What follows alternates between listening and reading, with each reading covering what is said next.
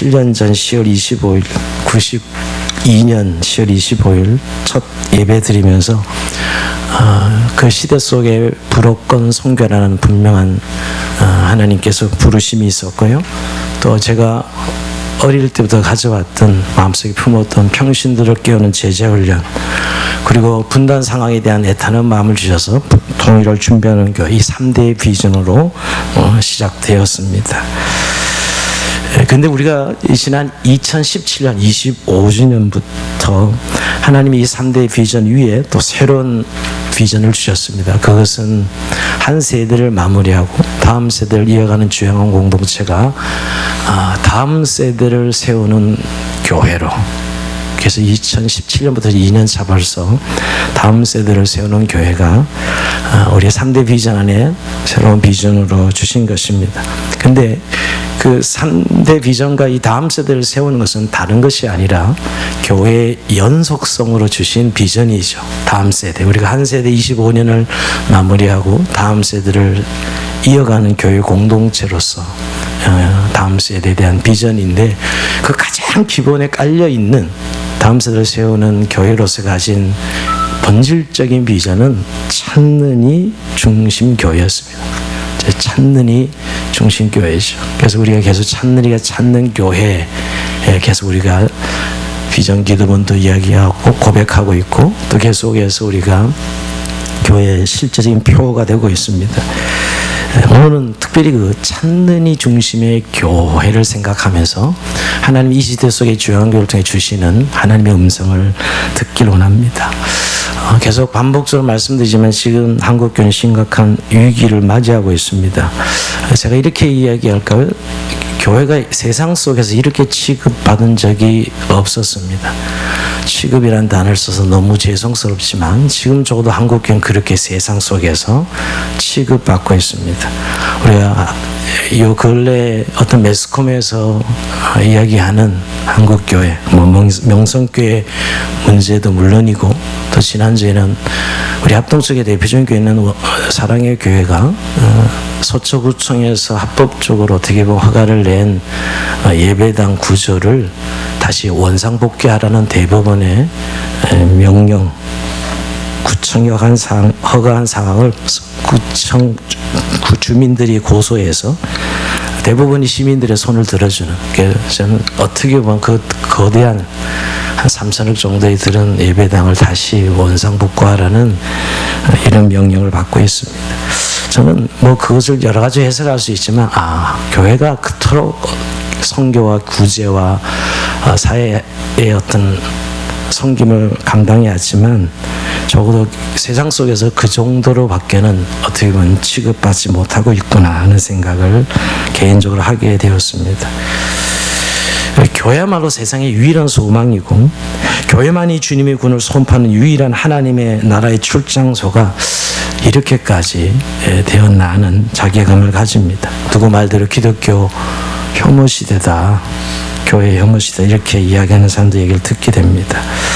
여러분, 정말 우리가 이 주양한 교회 섬기고 있는 내 교회인 주양한 교회는 여러분 따로 있는 교회가 아니고 그 속에 있는 한국 교회 중에 하나입니다.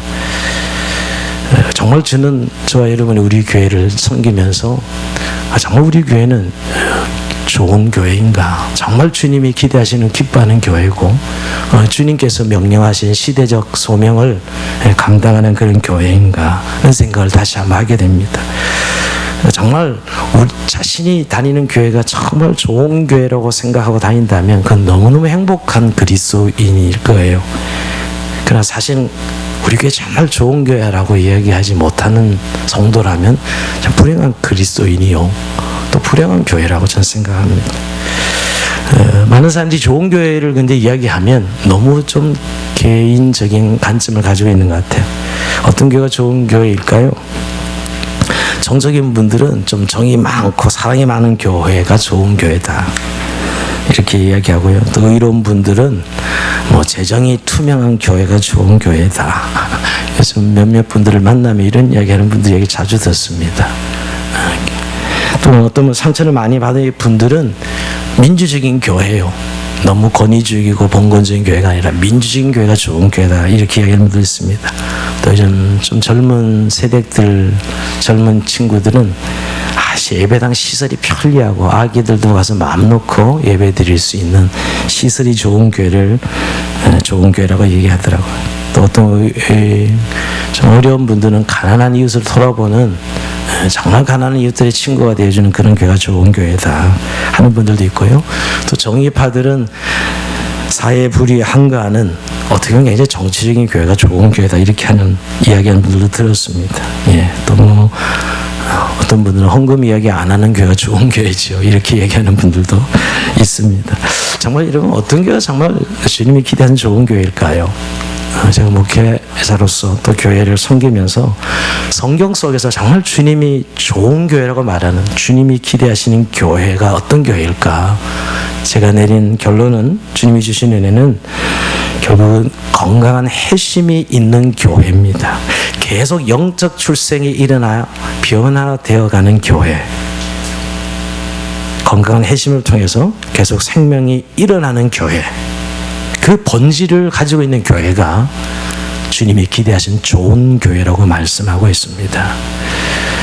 사실 지금은 좀 세상에서 교회를 볼 때 종교 사업으로 이해하는 분들이 꽤 많은 것 같습니다. 교회를 종교 사업으로 많은 좋은 교회를 이미지를 그릴 때 많은 사람을 끌어모을 수 있는 그런 설득력이 있고 그런 환경이 되고 그런 교회가 좋은 교회. 그건 사실 종교 사업이죠. 그러나 정말 주님이 성경 말씀하신 교회는 핵심이 일어나고 생명이 일어나고 계속 변화가 일어나는 교회가 건강한 교회입니다. 제가 이렇게 말할 수 있는 것은 오늘 우리가 읽은 이 본문입니다. 여러분 사도행전의 첫 번째 교회는 예루살렘 교회입니다. 어마어마한 성령 역사를 통해서 출발했지만 예루살렘 교회는 우리가 본받을 만한 교회는 아닙니다.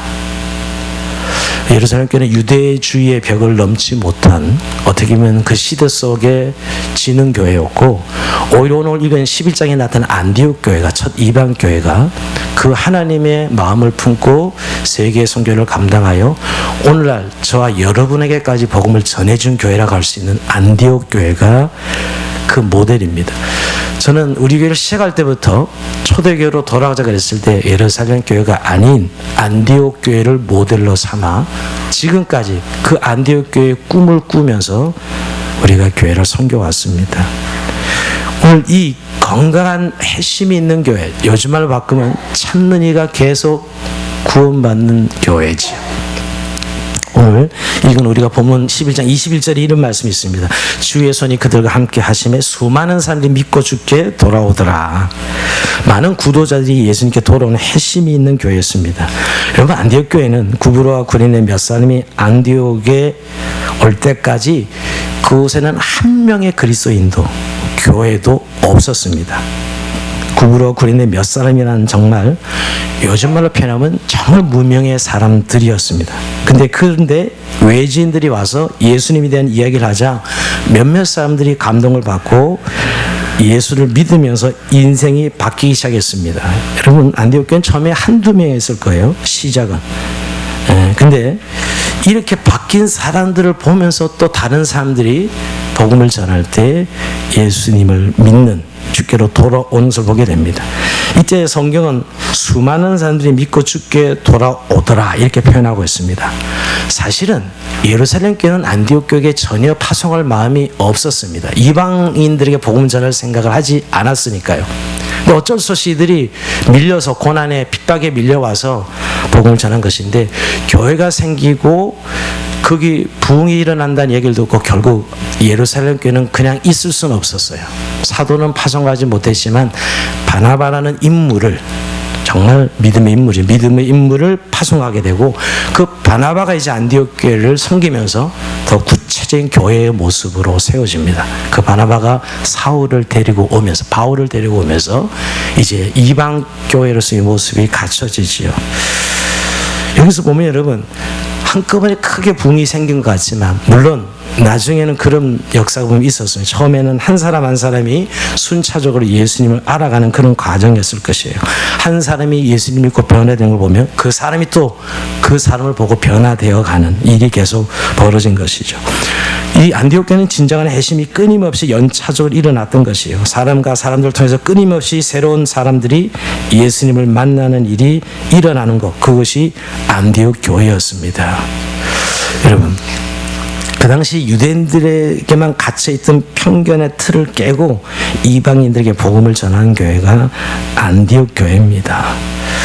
즉 어떻게 보면 처음에 예수 믿은 사람이 변화되어서 다른 사람의 변화를 이끌어내는 교회, 예수님께로 사람들을 이끄는 교회, 끊임없이 회심이 연쇄적으로 일어나는 교회, 적어도 성경이 말하는 이 사도행전의 첫 교회의 모습은 그런 교회예요.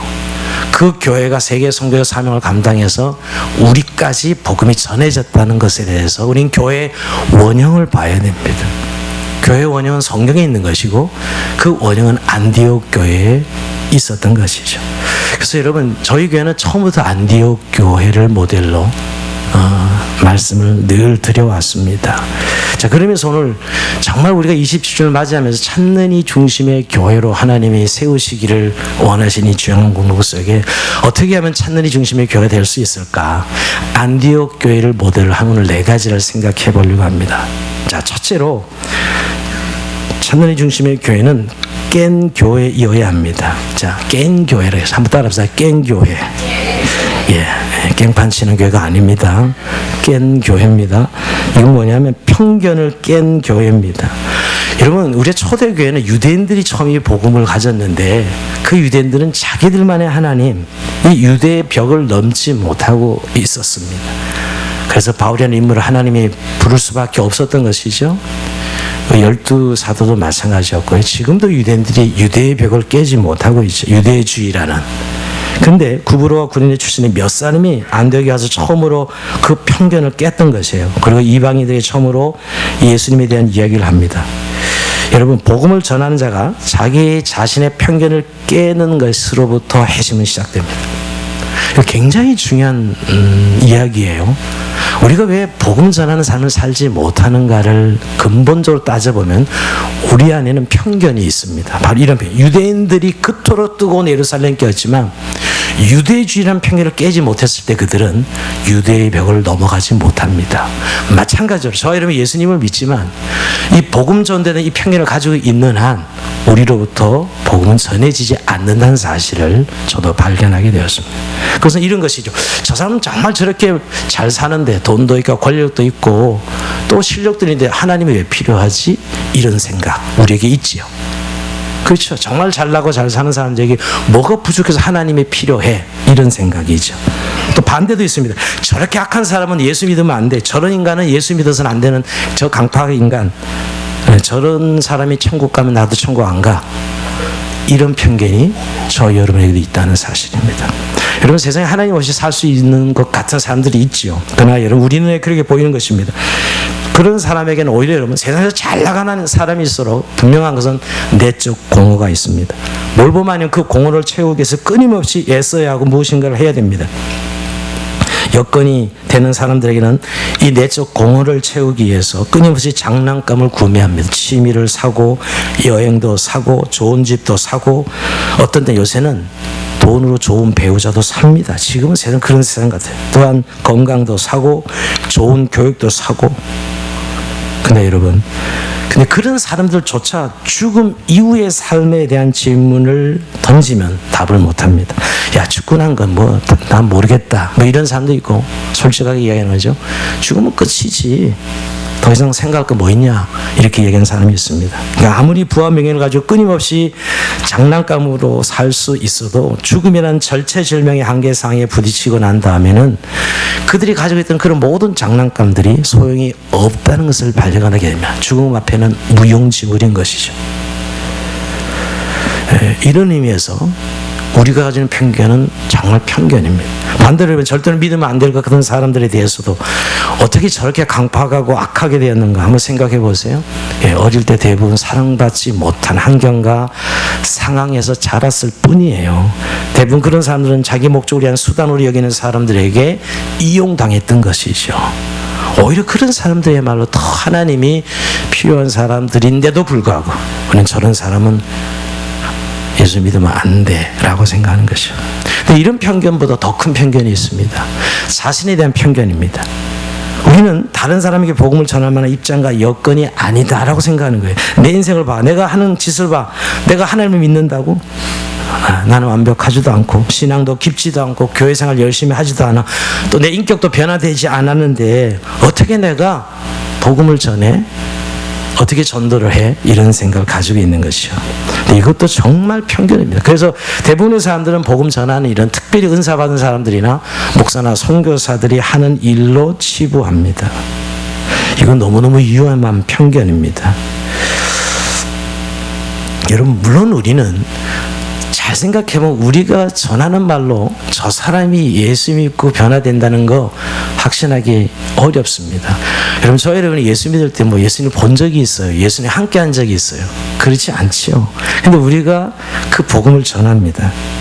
어떻게 보면 우리가 인간적인 관점에서 보면 우리가 가진 편견이 맞는 것 같아요. 어떻게 내가 전하는 말로 저 사람이 살아계신 하나님을 믿을 수 있나 생각할지 몰라도 여러분, 그건 정말 우리가 잘못 생각하고 있는 거예요. 우리는 이 놀라운 소식의 복음의 증인일 뿐입니다. 우리가 그 사람을 믿게 하는 게 아니에요. 오늘도 여러분 성경 뭐라고 얘기하죠? 전할 때 주의 손이 함께 하심에 그들이 주께로 돌아오더라 해야지, 우리가 그들을 설득해서 예수 믿더라가 아닙니다.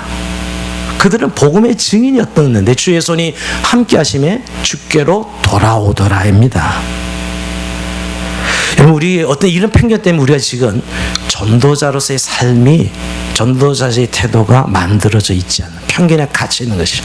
유대인들이 유대의 벽에 갇혀서 꽁꽁꽁 그게 묶여 있었듯이 우리에게도 이런 편견을 깨지 않으면 전해야 된다는 건 알지만 우리의 삶이 복음 전도의 삶이 되지 않는다는 것이에요.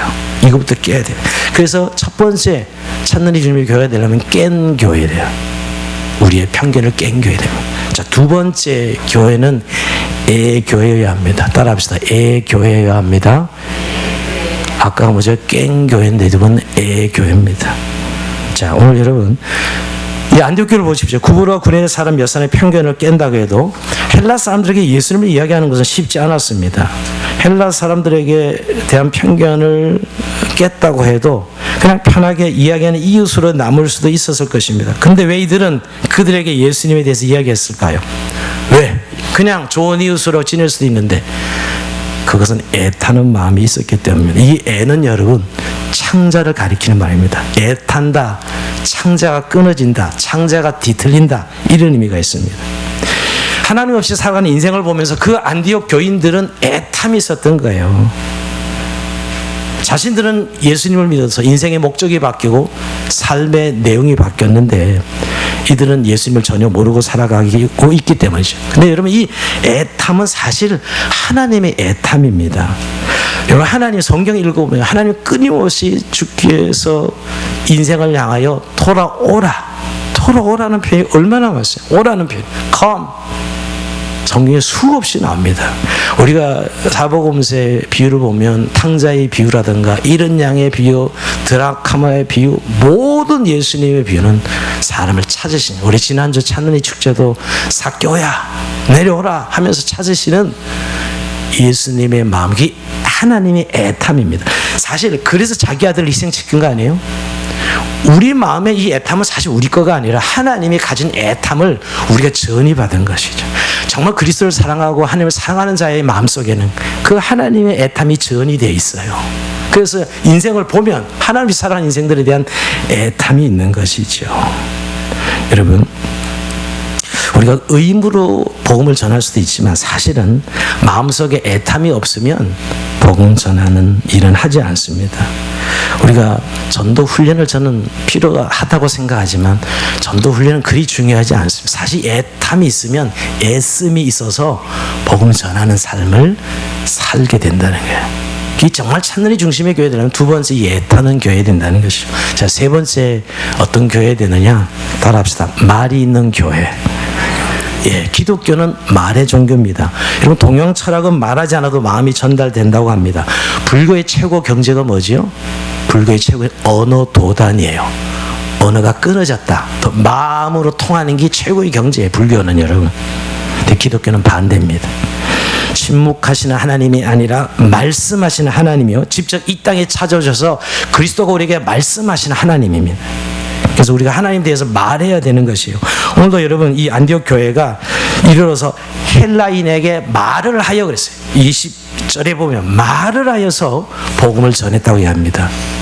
여러분, 우리가 복음을 전한다는 것은 말을 하는 행위입니다. 우선 첫째로 단순하게 교회 한번 와보라 하는 기본적인 우리의 교회 한번 와보라는 그런 메시지를 전할 수 있죠. 근데 정말 중요한 건요, 가장 찾는 이들에게 세상 사람 설득는 건 나의 간증입니다. 내가 예수 믿고 이렇게 삶을 살게 되었다는 나의 변화만큼 가장 강력한 설득력이 있는 복음이 될 수 있다는 거예요.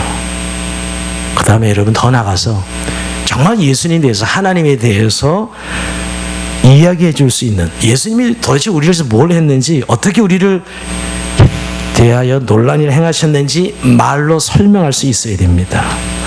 여러분, 우리가 이 부분도 교회는 잘 하는 것 같은데 의외로 어떤 분에게 맞닥뜨렸을 때 한번 내가 믿는 예수님을 전해보라 그러면 효과적으로 전하지 못하는 분들이 많이 있습니다. 이런 것은 목사님이 하셔야지요 하고 그냥 넘기는 그런 분들을 수차례 볼 수 있습니다.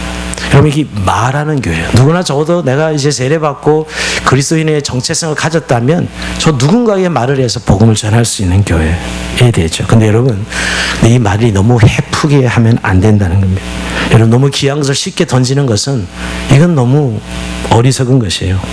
여러분, 어떤 사람을 향하여 애탐과 안타까움이 있을 때 우린 좀 기다려야 돼요.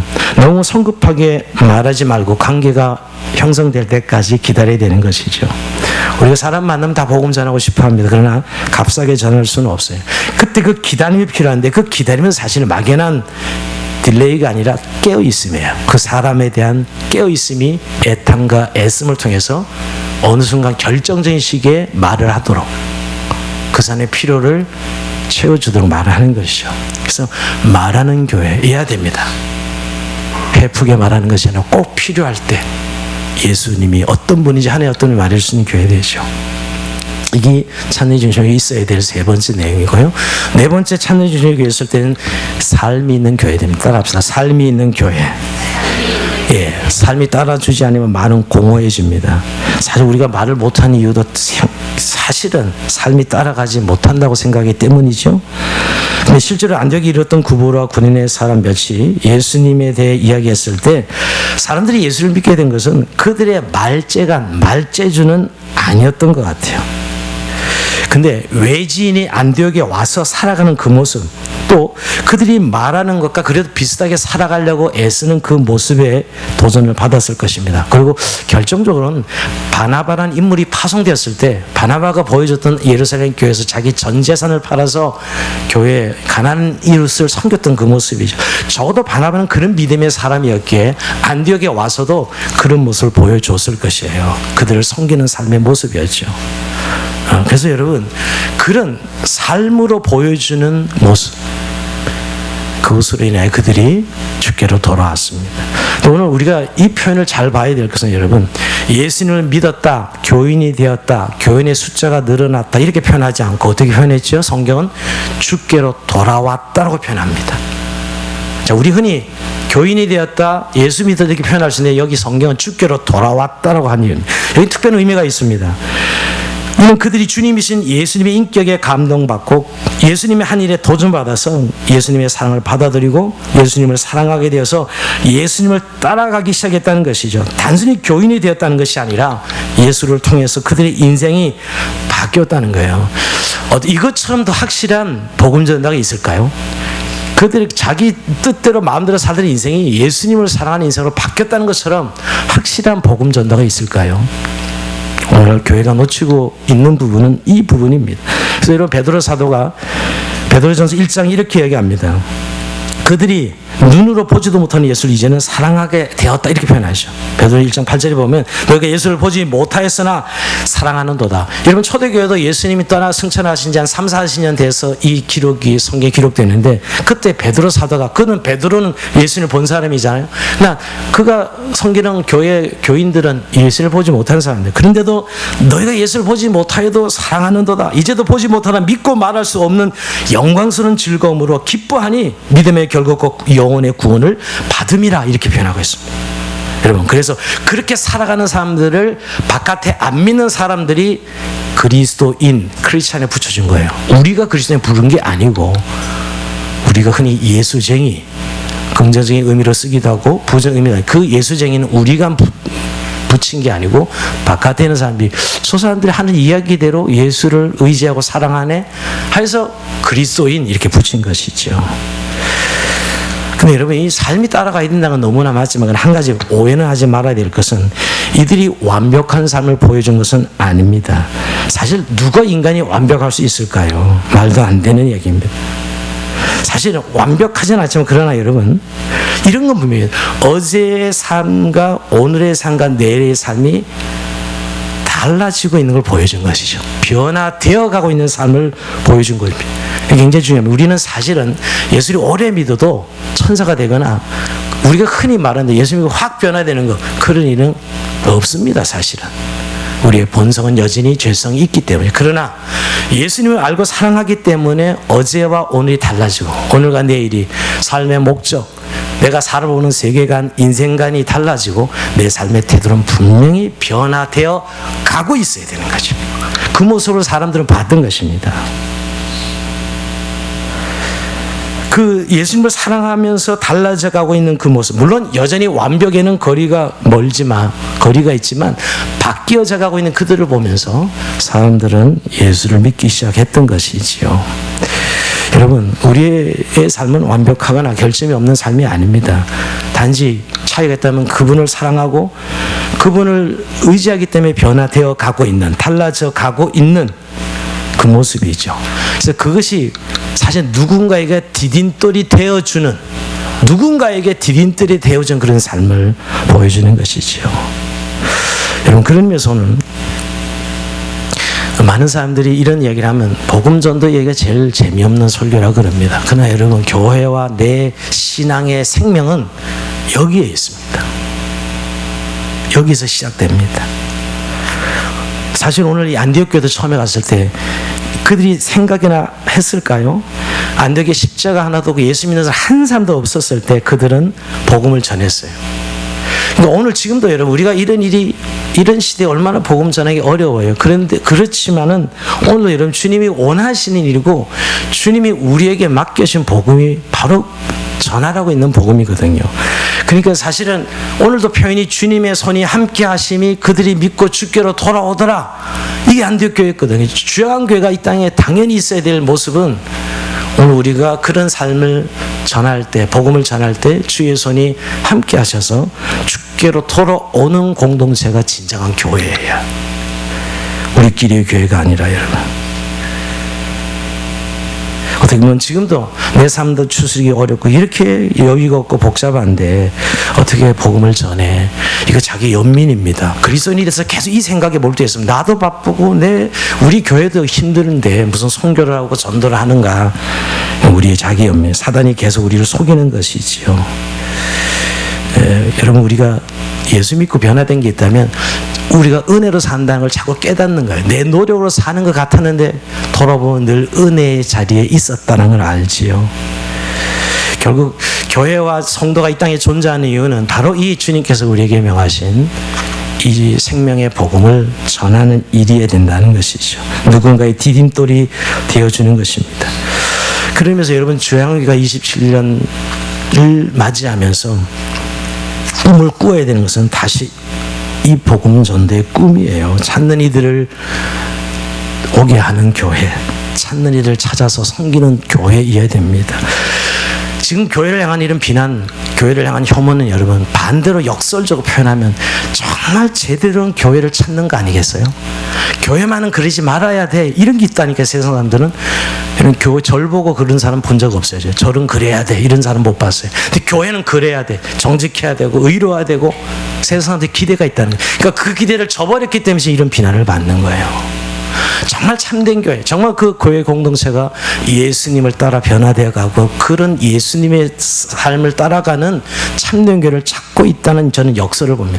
지금 오히려 우리가 정말 참된 교회 모습을 보여준다면 사람들은 올 것이에요. 목말라 있습니다. 얼마나 공허합니까? 인생을 사는 많은 사람들. 그런 쾌락과 풍요를 누리고 있지만 그 내적 공헌을 이루 말할 수 없는 시대가 오늘의 시대. 근데 참된 교회를 볼 때, 참된 믿음의 삶을 살아가는 성도를 볼 때 사람들은 보여달라고, 그 살아계신 하나님을, 그 참된 진리의 길을 보여달라고 할 것입니다. 제가 오늘 목사의 편지에 다시 꿈을 꾸는 교회가 아니라 계속 꿈을 꾸는 교회라 썼습니다. 왜냐하면 제가 1주년부터 지금 설교 기억나면 제가 27번 지금 설립주일 설교를 한번 쭉 돌아봤는데요. 계속 꿈 이야기 했더라고요. 한 번도 꿈 이야기 안 한 설립주일이 없었습니다. 조용하게 꿈으로 시작했고 꿈을 꾸고 있고 꿈으로 가는 교회입니다. 무슨 꿈? 이 안디옥 교회의 꿈이지요. 그런 교회는 꿈이 이어져야 됩니다. 조용한 교회는 또 하나의 교회가 되려면 시작되지도 않은 교회입니다. 꿈이 있어서 시작했고요. 꿈 때문에 여기까지 왔습니다. 그리고 여러분들도 그 꿈 때문에 여기 오셔서 함께하고 있습니다. 만약에 조용한 교회가 꿈이 아니고 생존이 목적이었다면 벌써 문 닫았을 거예요. 문 닫고 하면 제가 선교지를 가든지 뭔가 그런 위기도 한번 있었지만 만약 생존이 목적이었다면, 근데 교회는 조용한 교회는 꿈이었어요. 1주년부터 계속 이 꿈 이야기를 했고 지금까지도 꿈 이야기를 합니다. 그 꿈은 하나님의 꿈이죠, 여러분. 그래서 오늘 우리가 이제 이런 꿈을 꾸는 시간이 좀 더 구체화됐으면 좋겠어요. 찾는 일을 향한 꿈이죠. 여러분, 이 지구상에 있는 모든 인생들은 의식하든 의식하지 않든 하나님을 찾습니다. 어떤 의미에서 이렇게 사는 게 맞는가? 더 나은 삶이 있지 않을까? 이건 늘 내적 이 마음에서 울리는 소리예요. 모든 인생들 마음속에 보면 이렇게 사는 게 맞는 인생이야? 더 나은 삶이 있지 않을까? 그게 뭐야? 하나님의 음성이죠. 모두에게. 그러면서 하나님을 찾고 있습니다. 제가 왜 뭐 태신자, 구도자 여러 가지 찾는 이로 바꿨냐면 모든 사람은 결국 하나님을 찾을 수밖에 없도록 하나님이 만들어 놓으셨어요. 무엇보다도 하나님이 그들을 찾고 있다는 의미에서 찾는 입니다. 우리가 지난주 찾는 축제 때 사교 이야기 마지막에 보면 19장 10절에 보면 인자가 온 것은 잃어버린 자를 찾아 구원하려 함이니라. 예수님이 사교를 부르시면서 마지막 결론이 인자가 내가 온 것은 잃어버린 자를 찾아 구원하려 함이니라. 하나님이 찾고 계시다는 거예요. 그러면서 찾는 이지요. 하나님이 찾는 입니다. 우리 모두가 여러분. 그러면서 우리 중앙 공동체가 다시 한번 결단하기를 원합니다. 정말 예수님께로 가게 해주는 디딤돌이 되는 교회. 누군가가 나를 딛고 지나갈 수 있는 돌들이 모인 공동체. 그래서 여러분, 우리 중앙교회가 제가 우리 교우들과 함께 나누기를 원한 것은 이제 완전히 바꾸기를 원해요. 정말 찾는 이들이 교회 문턱이 없다 할 정도로 올 수 있는 그런 교회 공동체로 바꿨으면 좋겠습니다. 본질적인 게 아니면 부분적인 것들은 다 바꾸자고요. 찾는 이들이 정말 쉽게 올 수 있는 교회가 될 수만 있다면 뭐든지 다 바꾸자고. 예배의 순서든 내용이든 정말 찾는 이들이 와서 그들이 마음의 갈증을 느끼고 뭔가 찾아볼 수 있다면, 여러분, 우리가 안에 있기 때문에 잘 몰라서 그렇지 밖에 있는 많은 사람들의 갈증과 아픔을 우리는 알고 있어야 됩니다. 자, 그분들을 향하여 교회가 오고 싶어하는 오고픈 교회로. 내년도 우리 표가 이미 결정됐습니다. 한번 따라 합시다. 찾는 이들이 오고픈 교회. 예, 옆에 분이 찾는 이들이 오고픈 교회예요. 이렇게 얘기해 주세요. 예, 감사합니다. 순종하는 분들은 반드시 그렇게 될 줄로 믿습니다. 말씀을 마칩니다. 여러분, 지금이야말로 참된 교회를 찾는 갈증을 저는 세상에서 보고 있습니다. 정말 제대로 된 목사 되고 싶다는 생각, 제대로 된 성도가 되고 싶은 그런 마음이 요즘 매일 제 마음속에 일어납니다. 그래서 우리가 좀 더 한 두 가지만 전 여러분들과 결단했으면 좋겠습니다. 정말 이렇게 찾는 이 중심의 교회가 되려면 이제 그런 바꾸는 건 저에게 좀 일임해 주시고 또 여러 가지 여러분들 나눌 것이겠지만 뭐 예배 형태가 바뀐다든지 시간이 바뀐다든지 이런 것들은 우리의 지혜를 모아야 되지만 본질적으로 우리 성도님들이 해야 될 일, 첫 번째는 하나님을 알아가는 일에 성장과 성숙이 있어야 됩니다. 대부분 교회를 다니다 어느 정도 성장과 성숙이 이루어지다가 탁 스탑한 분들을 봐요. 저 자신도 역시 내가 이 부분에 스탑하고 있구나. 여러분, 우리가 믿는 하나님, 역사와 공동체를 이끌어가시고 내 인생의 계획을 정하시고 이끌어가신 하나님, 여러분, 그 하나님을 내가 잘 모르는데 어떻게 그 하나님을 전할 수 있겠어요? 뭐냐면 정말 하나님을 알아가는 일에 성장과 성숙이 있어야 돼요. 우리가 하나님을 모르지는 않지만 어느 선에 이렇게 똑같은 이 시스템과 틀 속에 갇히다 보면 딱 스탑되어 있는 분들이 있어요. 그거는 성숙이 아니라 익숙한 거예요. 그냥 예배드리는 생활이 익숙하고, 그러면 성경 그거지, 익숙해져 가는 거예요. 성숙은 날마다 내가 깨지면서 새롭게 발견되는 것을 인하여 새로운 창조적인 삶이 이루어져야 그게 성숙하는 겁니다. 하나님을 알아가는 일에 얼마나 투자하고 있어요. 가장 그리스도의 기본 생활이 하루에 하나님의 말씀을 읽고 묵상하고 또 내 삶을 맡기는 기도 생활, 기본적인 이 생활이 한 20분이라 그럴까요? 시간으로 따지자면 하나님과 나만의 시간이 하루에 적어도 20-30분 정도를 제대로 하지 못하는 그리스도인이라면 아직도 이 성장의 성숙이 멎어 있는 것이에요. 그건 너무 기본적인 것이에요. 기도 생활, 말씀 생활. 적어도 하나님의 하시는 일을 내가 이해하고 깨닫고 그에 순종해 간다는 사실을 확신할 수 있는 게 하나님을 점점 알아가는 것이에요. 여러분, 하나님을 그래서 세례받을 때 수준에 멈춰, 초등 수준을 멈춰서 늘 그 하나님인 분들이 있어요. 그래서 언어를 쓰는 것보다 늘 그 하나님 끝이야. 더 이상 변하지 않아요. 뭐 그 하나님이 틀렸다는 이야기는 아닙니다. 그분은 그 하나님에서 멈춰 있는 거예요. 지금도 내 삶의 현장에 오셔서 나와 함께 하시는 하나님, 그 하나님을 고백하지 못한다면 스탑되어 있는 것이죠. 하나님을 알아가는 일에 성숙이 있어야 돼요. 그래야 여러분, 내 삶의 에너지가 어디서 나오느냐? 하나님을 알아가는 순간, 깨닫는 순간 내 삶의 에너지와 지혜가 폭발적으로 일어나는 거예요. 여러분, 밖에 있는 사람은 나의 그 모습을 보고 있는 것이지 예수 믿으라는 말을 듣는 게 아닙니다. 저 사람의 삶의 이유가 저기에 있다는 하나님을 알아가는 그 창조적인 힘, 여기에 성장이 있어야 돼요. 여러분, 세상 자기 관리에 뛰어난 사람도 아침 일찍 일어나서 영어 공부, 학원에 승진하고 영어 공부하고 헬스장 가서 헬스하고, 여러분 피눈물로 노력을 합니다. 세상에서 성공하기 위해서. 우리가 하나님을 알아가는 일에 그 정도 열정이 없다면 우리의 하나님을 알아가는 일에 멈춰 있는 거예요. 여러분, 이 모습이 세상 사람들에게 도전을 주는 것이죠. 여러분, 저는 잘 아는 목사님이 약간 옷을 얇은 거 입으면 가빠가 이렇게 나온 목사님이 있습니다. 헬스장에서 1시간 반을 꼭 보내요. 죽어도 1시간 반은 헬스장에 있다 오시는 목사님. 저한테 늘 헬스 전도하셔요. 네, 제가 열매를 맺지 못해서 늘 전도는 받는데 열매를 못 맺는 목사로 늘 찍혀 있습니다. 내년에 아마 노예를 그 교회에 살 것 같은데요. 그래서 그 교회 교인들은 목사님이 좀 얇은, 와, 목사님 가빠 봐라, 막 이런 분들이 있다고 합니다. 근데 이유가 있어요. 그 어머니가 한 20년 누워서 계셨어요. 말년에 돌아가시기 전에. 그 어머니가 유언이에요. 야, 너는 나처럼 나이 들어서 다른 사람이 피해 끼치는 그런 삶을 살지 말아라. 그래서 그때부터 운동하기 시작한 거예요. 그 어머니의 유언 때문에. 그분이 운동하게 된 이유가 그것 때문에. 넌 남에게 폐를 끼치는, 말년에 폐를 끼치지 말아라. 지금도 열심히 1시간만씩 가서 운동합니다.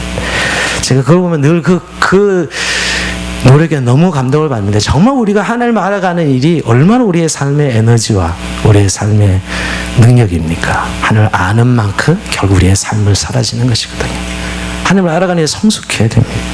또 한 가지 여러분 드리는, 함께 사람을 세우는 일에 충성하셔야 됩니다. 여러분, 충성은 우리가 하나님께 충성이지만 그 결국은 사람이랑 잊어서는 안 됩니다. 여러분, 우리가 교회가 뭐예요? 건물이에요? 제도의 조직이에요? 그건 다 부가적인 것들이고 결국 사람입니다. 교회는 여러분. 그리고 내 삶의 하나님 앞에 상가 모든 헌신의 모든 목적지는, 그 소명의 목적지는 사람이어야 됩니다. 여러분, 결국 예수 믿고 사람에 대한 관계가 어느 정도인가가 그 사람의 열매이어요. 사람을 배려할 줄 알고, 나눌 줄 알고, 사람을 세울 줄 알고, 그 사람에게 복음을 전할 수 있는 그 사람의 상이요, 그 사람의 삶의 열매요. 그게 충성이고 헌신입니다. 제도와 조직에 충성하지 마십시오. 사람이에요, 사람. 결국 사람 함께 사람을 세우는데 우리가 충성하는 것이지요. 전 요즘 일주일이 멀다고 장례식을 가게 됩니다. 여러분, 한 사람의 죽음은 늘 큰 의미가 있습니다. 모든 사람의 인생들은 죽음은 의미가 있는 거예요. 그게 좋은 의미든 나쁜 의미든. 그럴 때 저는 늘 그렇게 생각합니다. 가족들이 아닌, 가족들이 당연히 슬퍼하는 건 너무나 당연하지만 가족들 아닌 어떤 사람이 그 사람의 죽음에 대해서 아쉬워하고 눈물을 흘릴 수 있다면 그 사람은 정말 성공적인 삶을 산 것이죠. 그 사람 때문에 내가 예수를 믿고 그 사람 때 인생에 의미를 발견하고 그 함께하는 것이 너무 행복했던 그런 의미를 줄 수 있는, 장례식 때 누군가 울어주는 사람이 있다면 그 사람은 정말 성공적으로 사는 인생이죠. 늘 장례식 갈 때마다 저는 그런 마음을 한 번씩 가져봅니다. 결국 여러분, 그 대상이 사람이란, 우리 헌신의 대상이 하나님이 주신 소명이 사람을 통해서 이루어져야 된다는 것이죠. 제가 셰퍼의 책을 좋아하고 한때는 셰퍼의 책에 매료돼서 많이 공부했었는데, 그 프란시스 셰퍼가 이런 이야기합니다. 현실 생활에서 중요한 일은 북치고 깽가리치며 다가오지 않는다. 당신이 지금 만나고 있는 사람, 당신이 지금 하고 있는 일, 셰퍼는 한 가지 더 얘기하면 당신이 지금 읽고 있는 책이 당신 생에 가장 중요한 것이다 라고 얘기합니다. 저는 그렇게 생각해요. 정말 우리에게 중요한 건 요란하게 오는 것이 아니라 지금 조용하게 되면 지금 만나는 그 사람이 바로 내 인생을 결정짓고, 만나고 있는 그 일, 오늘 하고 있는 그 일이 내 인생을 결정짓습니다. 셰퍼는 워낙 책을 많이 읽고 내가 읽은 책이 나를 결정짓는다고 믿고 있는 것이죠. 제가 왜 이런 일들이냐면, 우리가 충성하고 헌신한다는 의미가 결국 미래에 있는 것도 아니고 오늘 하루 매일매일에 짜여져 있는 우리의 만나는 사람과 일 속에 있다는 거예요. 주양교 27주는 지나간 과거입니다. 더 이상 돌아오지 않습니다. 앞으로 그 미래는 또 하루의 삶 속에서 이루어져 가야 될 일들이라는 것을 기억하시고, 주님, 오늘도 내가 주영한 교회로 부름받았어. 여러분, 교회 하나의 지체는 내가 주영한 교회 아니겠어요? 여러분, 한 사람 한 사람이 교회로 부름받은 여러분들이 이 주님이 정말 이 시대 속에 찾는 교회, 찾는 이 중심의 교회, 정말 복음 전도를 통해서 이 시대 속에 하나님의 살아계심을 증언하고 증거하시는 교회 공동체로 그 일에, 오늘 만나고 있는 그 사람, 그 일에서 헌신하고 충성하는 저희 삶이 되길 주의 이름으로 축원드립니다. 자, 우리 찬송합시다.